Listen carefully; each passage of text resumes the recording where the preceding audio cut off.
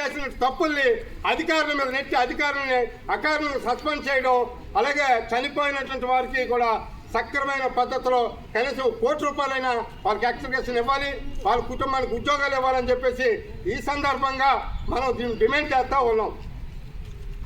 ఇది మర్చిపోకండి. దీంతో పాటుగా మేము మిత్రులారా, పత్రికా విలేకరులారా, మీరు ఒక కాంతినిచ్చే వెలుగు లాంటి వారు. మా పోరాట ఉద్యమాలకి మేము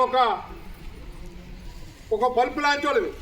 శిక్షేస్తే మీది వెలుగుతుంది, వెలుతురేస్తుంది. కాబట్టి మేము ఈ ప్రభుత్వం చెప్పినట్టు దరఖాస్తులు ఇమ్మన్నారు.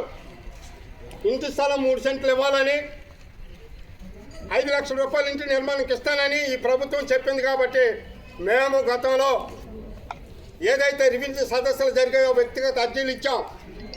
అలాగే సాగు భూములు కోనే రంగారావు గారి భూములంటి సిఫార్సులు అమలు జరపాలని, కొట్టెక్క రెవెన్యూలో 537 సర్వే నెంబర్లో 450 ఎకరాలకు అడపాదడపకు 60-70 ఎకరాలు తూతూ మంత్రంగా ఏవో పట్టాలు ఇచ్చారు.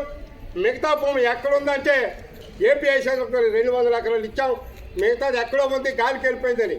కాదు, గాలికి వెళ్ళలేదు, కబ్జాలు అయ్యాయి. బినామీ పేరుతో కబ్జాలు అయ్యి ఉన్నాయి.